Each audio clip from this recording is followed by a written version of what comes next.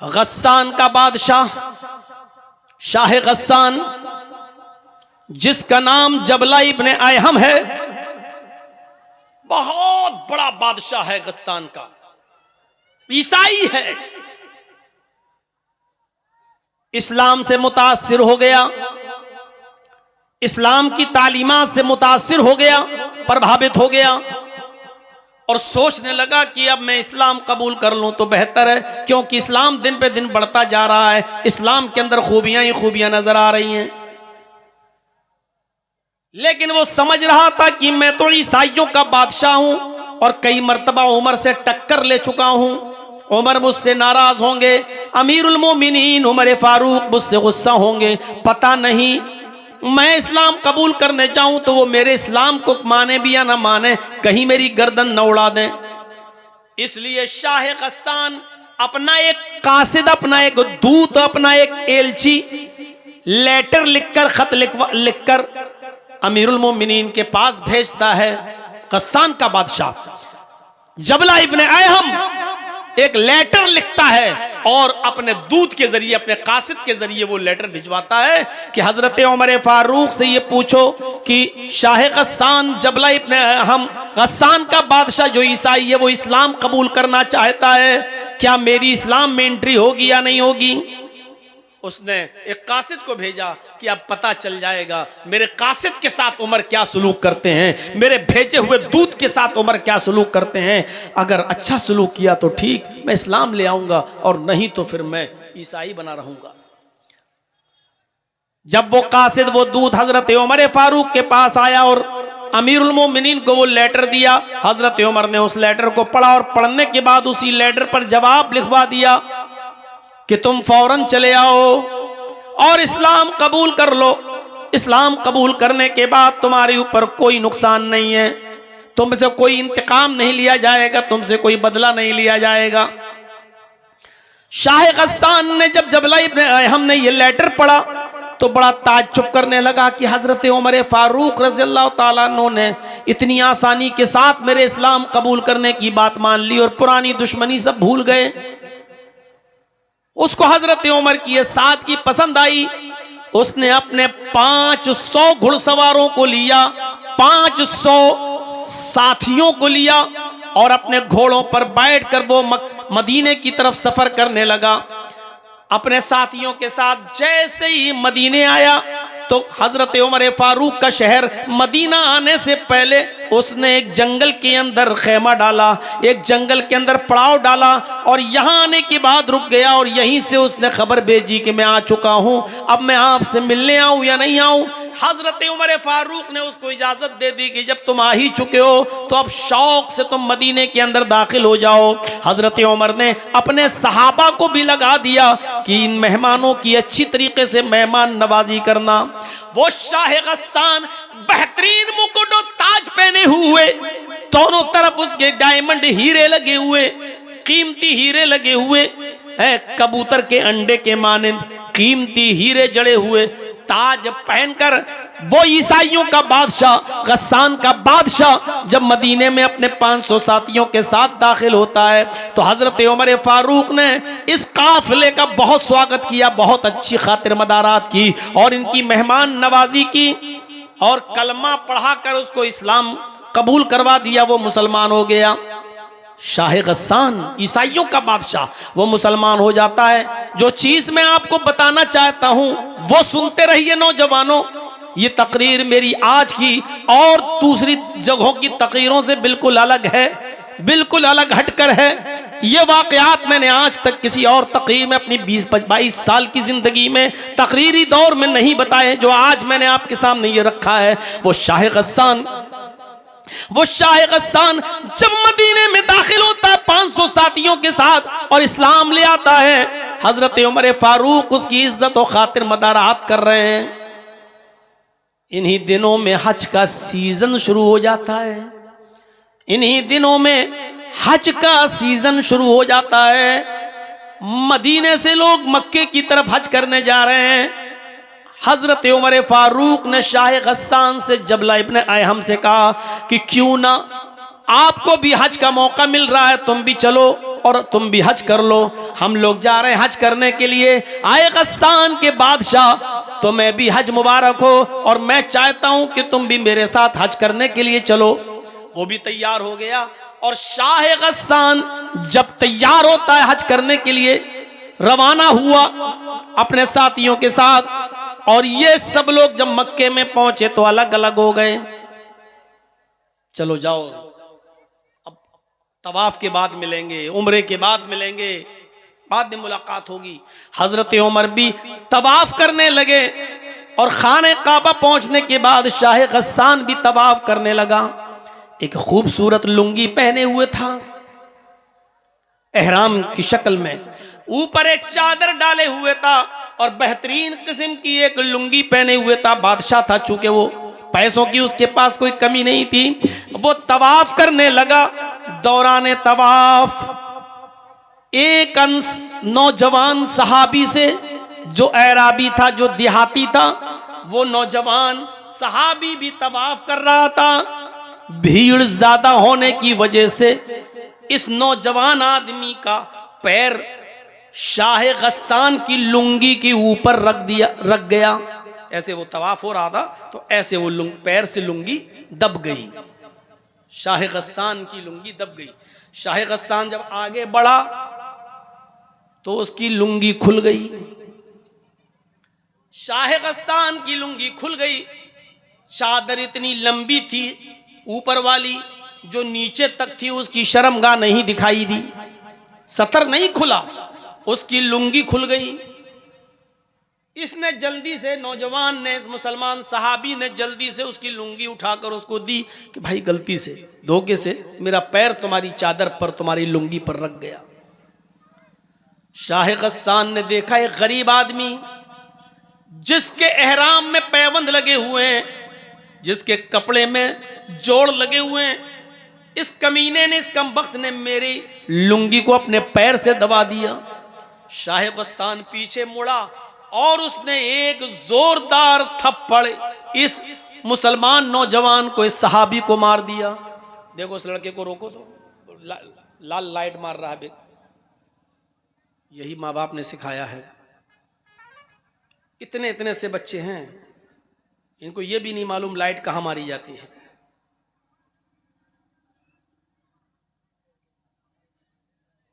उसने एक जोरदार थप्पड़ इस नौजवान को, इस देहाती मुसलमान सहाबी को मारा।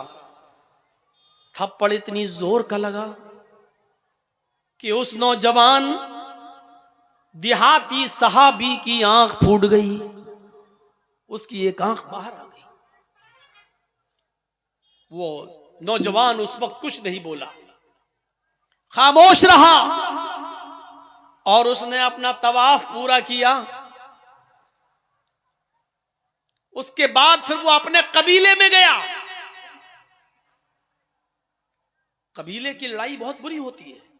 जब वो अपने कबीले में पहुंचा तो लोगों ने पूछा कि तुम्हारी आंख कैसे फूटी। उसने बताया कि ऐसा ऐसा मामला हो गया और शाह गस्सान के बादशाह ने एक थप्पड़ मारा और थप्पड़ इतनी जोर से मारा कि मेरी आंख फूट गई। पूरे कबीले के लोग आग बगूला हो गए। अरे नया नया इस्लाम लाया और इतनी हेकड़ी, हमारे आदमी को मारेगा।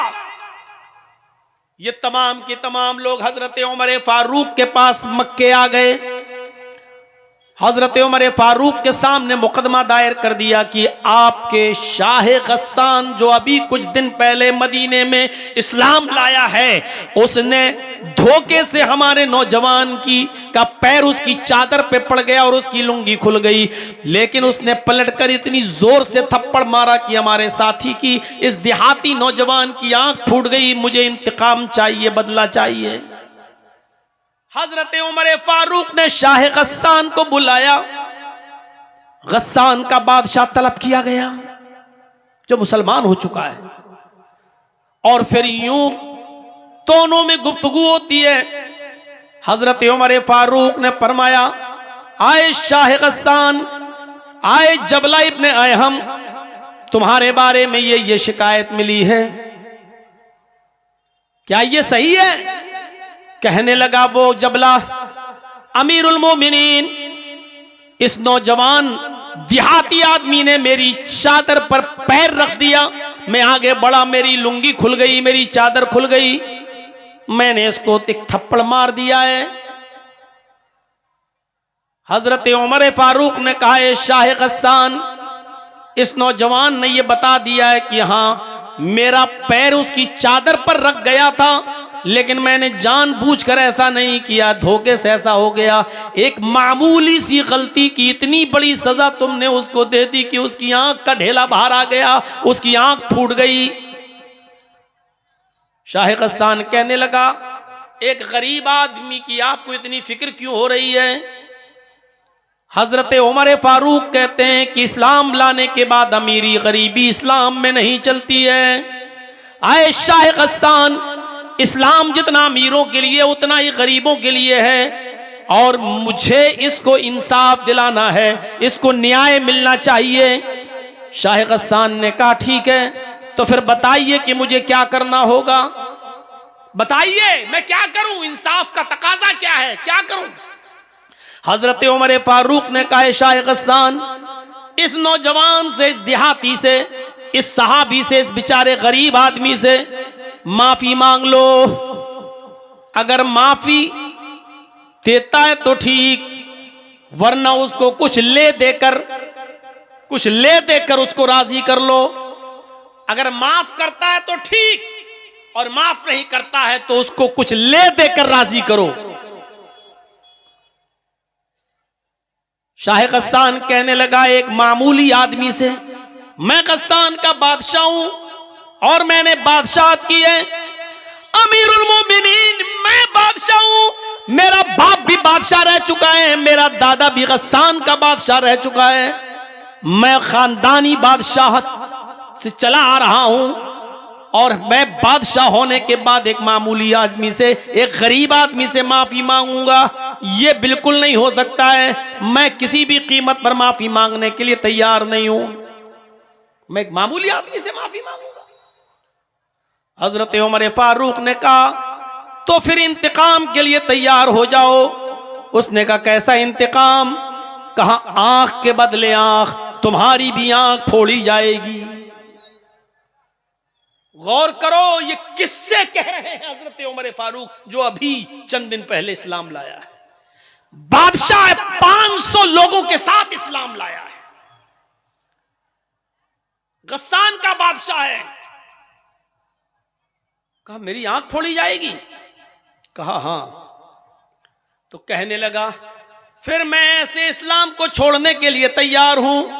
आए अमीरुल मोमिनीन, जिसमें अमीरों का ख्याल न रखा जाए, जिसमें बादशाहों की बादशाहत का भी ख्याल न रखा जाए, जिसमें उनकी इज्जत और तौकीर का ख्याल न हो, तो ऐसे इस्लाम को फिर मैं छोड़ दूंगा। हजरत उमर ने कहा, ये तुम्हारी मर्जी। उसने कहा, ठीक है, मैं इस्लाम छोड़ने के लिए तैयार हूं, लेकिन इससे माफी नहीं मांगूंगा।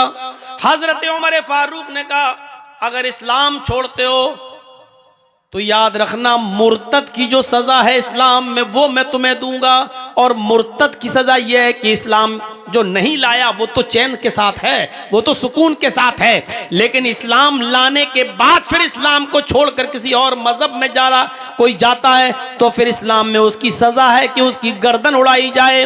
अगर तुम इस्लाम को छोड़ने का इरादा बना रहे हो तो फिर मैं तुम्हारी गर्दन उड़ाने के लिए तैयार हूं। अभी तो आंख फुड़वा लो, तुम्हारा मामला बन जाएगा, आंख के बदले आंख। और अगर इस्लाम को छोड़ने की धमकी दी तो मुर्तद की सजा यह है इस्लाम में कि उसकी गर्दन उड़ा दी जाए, मैं तुम्हारी गर्दन उड़ा दूंगा। वो चारों तरफ से फंस गया। शाह गस्सान माफी मांग रहा है तो छोटा हो रहा है, आंख फुड़वा नहीं सकता, मुर्तद हो जाए तो कत्ल। उसने कहा, अमीरुल मोमिनीन, मैं चारों तरफ से इस वक्त फंसा हुआ हूं, मुझे एक दिन की मोहलत दीजिए, मैं सोच समझकर बताता हूं, मुझे माफी मांगना है या आंख फुड़वाना है या मुझे इस्लाम छोड़ना है। मुझे फैसला करने के लिए मुझे एक दिन की मोहलत दीजिए, 24 घंटे की मोहलत। हजरत उमर फारूक ने कहा, ठीक है, मैं तुम्हें एक दिन की मोहलत देता हूं, सोच समझकर बताओ, माफी मांग लोगे वो अगर माफ कर देगा तो ठीक, और मुझे उम्मीद है कि इंशाअल्लाह वो माफ कर देगा, लेकिन ये उसका मामला है, वो करे या ना करे। ले दे के मामला बना लो, जितने में वो तैयार हो जाए। इस पे भी नहीं बनता है तो फिर आंख फुड़वाओ, कोई एक फैसला, जाओ मैं तुम्हें 1 दिन की मोहलत देता हूं। वो अपने बस्ती में गया जहां रुका हुआ था 500 आदमियों के साथ, और उन लोगों से कहता है कि ऐसा ऐसा मामला है, इस इस्लाम में हमारी कोई इज्जत नहीं है, तौकीर नहीं है, हमको गरीबों के साथ लाके बिठा दिया गया है और कहा कि इसको बदला दो, लिहाजा रात की तन्हाई होने दो, जब सारी दुनिया बेहोशी में सो रही होगी उस वक्त हम 500 आदमी यहां से फरार हो जाएंगे। लिहाजा जैसी रात की तारीकी हुई, रात का अंधेरा आया और सब लोग ख्वाबे गफलत में बेहोश होकर जब सोने लगे, तो शाह गस्सान जबला इब्न अहम अपने 500 साथियों के साथ रात के अंधेरे का फायदा उठाकर भाग गया और वो गस्सान पहुंच गया। मेरे प्यारे साथियों, हजरत उमर फारूक ने उसकी कोई परवाह नहीं की।